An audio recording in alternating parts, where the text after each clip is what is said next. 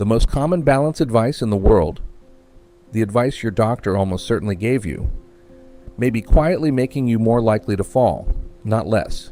You know the words. Just be careful. Slow down. Hold on to something. Maybe don't do that anymore. It sounds caring. It sounds responsible. And for a huge number of older adults, it is the beginning of a slow slide in exactly the wrong direction. Here's a finding that should change how you think about this. Researchers have followed thousands of older adults over time, and they keep finding the same thing. The fear of falling is itself an independent predictor of future falls. In one large study, older people with a strong fear of falling were substantially more likely to fall over the following year, even when their actual physical ability was the same as people who weren't afraid. The fear and the careful, shrinking life it creates becomes its own cause. Think about what that really means. Two people of identical strength, identical balance standing side by side. One is relaxed and moves freely. The other is braced, watching the floor, holding their breath a little. A year later, the worried one has fallen and the relaxed one hasn't. Nothing about their bodies was different. The difference was what the fear did to how they moved, what they stopped practicing, and how quickly their unused balance faded. That is both the bad news and the good news, because if fear and avoidance can drive you down, then confidence and challenge can carry you back up. And those are things you can actually change. In the last 3 videos, we built something real together. We covered the nervous system that fails first, the 90 millisecond reflex that catches you, and the shoes and feet that feed it information. And I promised you there was one more piece. One piece of advice almost every doctor gives that quietly works against all of it. This is that video. The problem is not that your doctor doesn't care. The problem is that be careful treats your balance like a fragile object to be protected, when it is actually a living system that gets weaker the moment you stop using it. Protect it completely and you starve it. So today, I'm going to show you exactly how cautious advice backfires and 4 changes that flip it. Safe, graded at any age. The 4th one is the specific dose of challenge the research says actually lowers your fall risk, and almost no one is told the number. Let's say plainly what the standard advice actually is. When balance becomes a concern, the near universal message from clinics, from family, from well-meaning friends, is some version of do less, move slower, hold on, and avoid anything risky. Every individual piece of that sounds sensible. Together, they describe a life that is shrinking and a balance system that is being switched off. Here's the rule this whole channel comes back to. What you don't use, you lose. Your balance is not a fixed amount of steadiness you're born with and slowly spend. It is a skill run by a trainable system. The same nervous system, reflexes, and sensors we've covered in this series. And like any skill, it follows one law without exception. Challenge it, and it sharpens. Avoid challenging it, and it fades. Now watch what be careful actually does. To be careful, you hold on to the counter, so your balance system never has to correct on its own. You stop walking on the uneven garden path so your feet never practice uneven ground. You give up the things that wobble you. And every one of those things was a training session your body needed. Caution feels like safety in the moment. Over months, it is a structured program for getting worse. There's a second, quieter problem. The careful, hold-on, shuffle-forward walk is itself a less stable way to move. When you shuffle, your feet barely leave the floor, your steps shorten, and you lose the natural arm swing that helps you balance. People are often told to slow down and hold on. And the very walk that advice produces is the walk most likely to end in a fall. None of this means caution is stupid, or that you should go take risks. It means the goal was wrong. The goal was never to avoid all challenge. The goal is to face the right amount of challenge, safely over and over, so your balance has a reason to stay strong. To see why that works, you have to understand the trap most older adults fall into without ever noticing. There's a cycle that quietly captures millions of older adults, and once you can see it, you can step out of it. It starts with a single event, a stumble, a near fall, sometimes a real fall. It's frightening, and a frightened, sensible person does the natural thing. They become more careful. They do a little less. They hold on a little more. They quietly cross a few activities off the list. Here is the cruel part. Doing less doesn't keep the system safe. It weakens it. Your muscles get a little weaker, your reflexes a little slower, your confidence a little smaller. So the next near stumble feels even scarier because now you really are less steady. So you do even less. And around it goes. Fear leading to avoidance, avoidance leading to decline, decline leading to more fear. This is why fear of falling shows up in the research as its own risk factor, separate from your actual strength.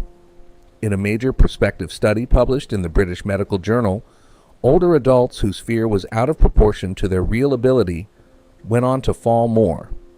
The fear was driving the falls. And activity restriction, the careful shrinking of your daily life, has been directly linked to faster physical decline. There's a physical reason this happens so fast in older adults, and it's worth understanding. After about 60, the body loses muscle and nerve function more quickly than it did in midlife, and it rebuilds more slowly. That means the margin is thinner. A younger person can sit on the couch for a month and bounce back in a week, but for an older adult, weeks of being careful can cause losses that take months of work to recover. The system is still absolutely capable of rebuilding. The research on this is clear and encouraging, but it punishes disuse faster and rewards consistency more.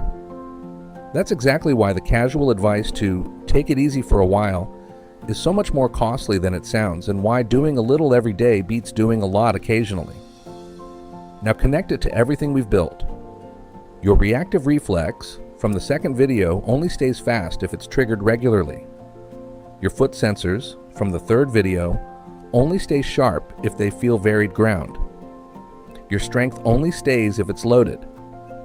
Every single one of those systems is maintained by doing slightly challenging things. Be careful removes the challenge from all of them at once. It is, without meaning to be, the most efficient way to switch your whole balance system off. The way out is not recklessness. It is the opposite of avoidance done deliberately and safely. Reintroducing challenge in small, controlled doses, so the system has a reason to rebuild. Your nervous system remains capable of adapting well into your 70s, 80s, and beyond. The question was never whether you're too old. It's whether anything is still asking your balance to show up. Let's start asking, safely. The first change is a mindset you turn into a daily habit. Instead of avoiding the things that wobble you, you practice them. On purpose, near support, a little at a time. Why it works in one sentence. Balance improves only when the system is pushed just past comfortable and allowed to recover. So deliberately seeking small, safe wobbles is the exact stimulus your body has been missing. Here is how to do it safely, in order. Level 1, find your edge at the counter. Stand at a kitchen counter, fingertips resting on it. Now narrow your feet until they're touching side by side, and notice the gentle work your ankles start doing to keep you steady. That small, controlled wobble, that's the training. Hold for a few comfortable seconds, rest, repeat. You're not trying to fall. You're trying to find the edge of steady and live there briefly. Level 2, reduce your support. Once feet together is easy, go from your whole hand on the counter to just fingertips, to one fingertip, to a hand hovering an inch above the surface, ready, but not touching. Each step gives a little more of the work back to your balance system. Move down a level only when the one before it feels genuinely solid. Level 3, add a small real-world wobble. Still near your support, practice the things you'd normally avoid.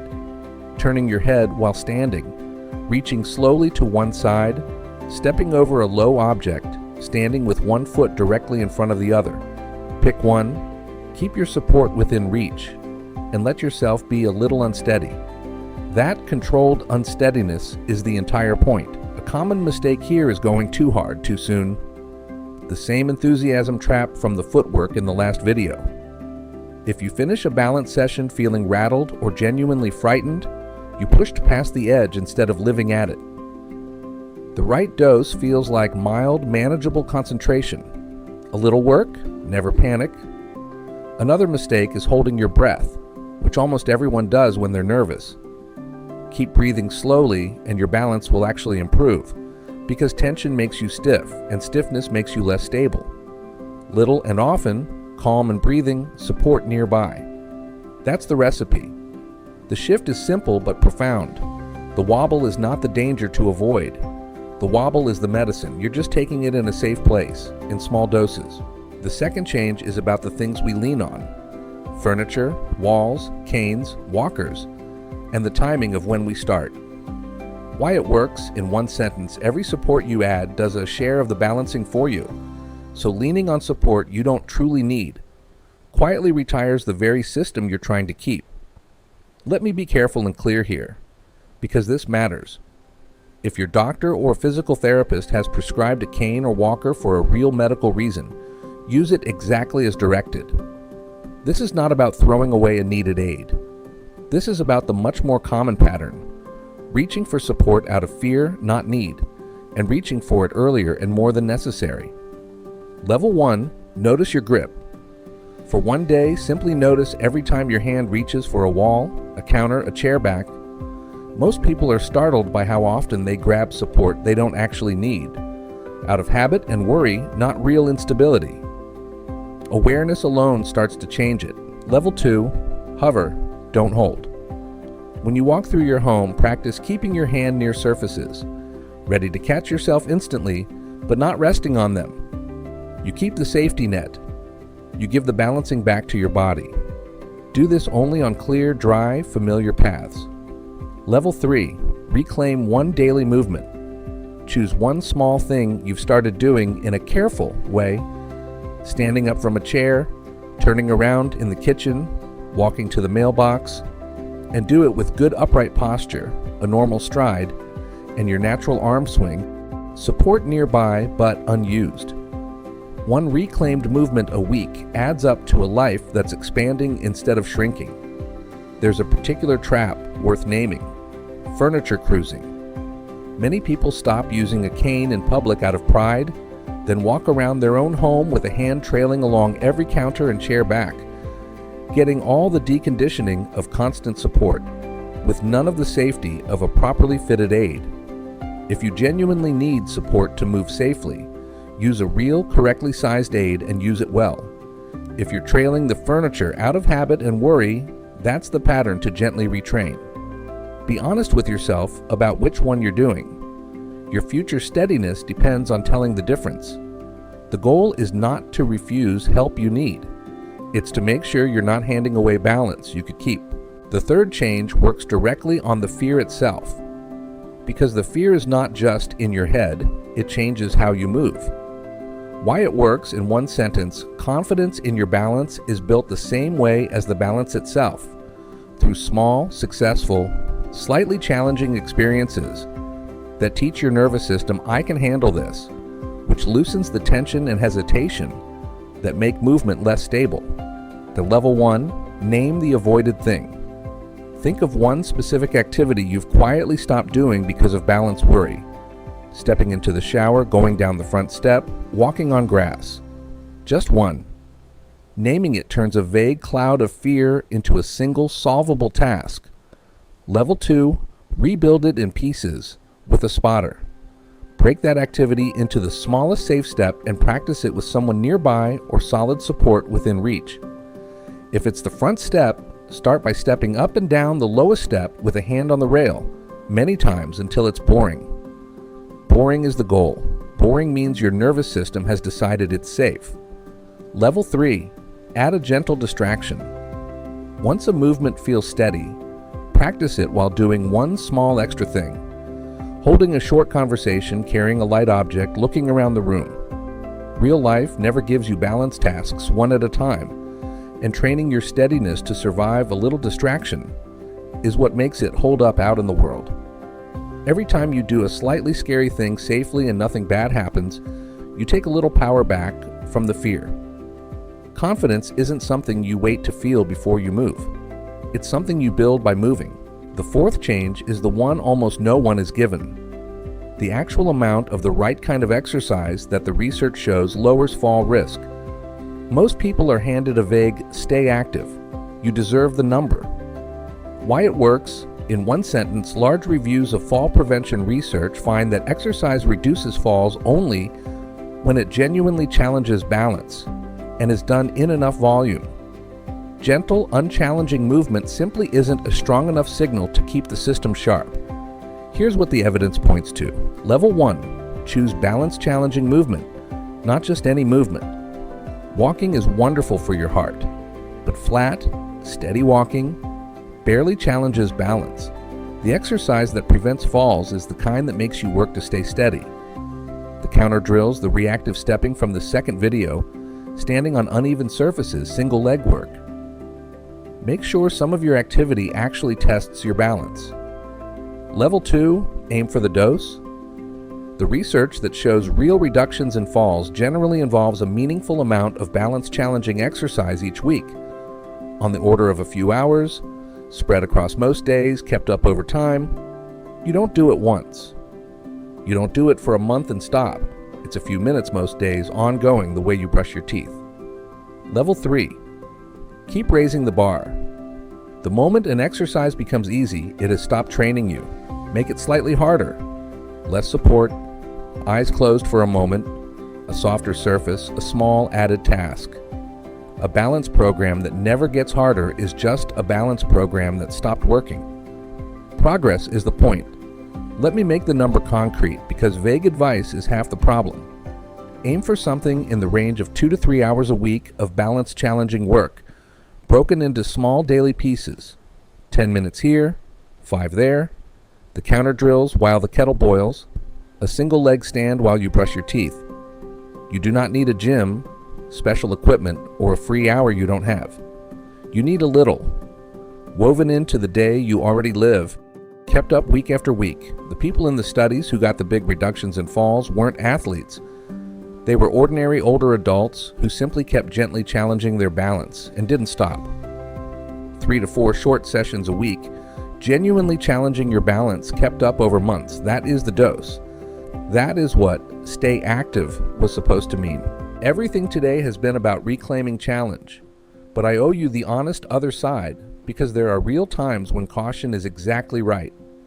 If you are acutely unwell, a fever, an infection, dehydration, a new medication that's made you dizzy, that is not the day to challenge your balance. If you've just had surgery or a medical event, follow your care team's instructions to the letter while you heal.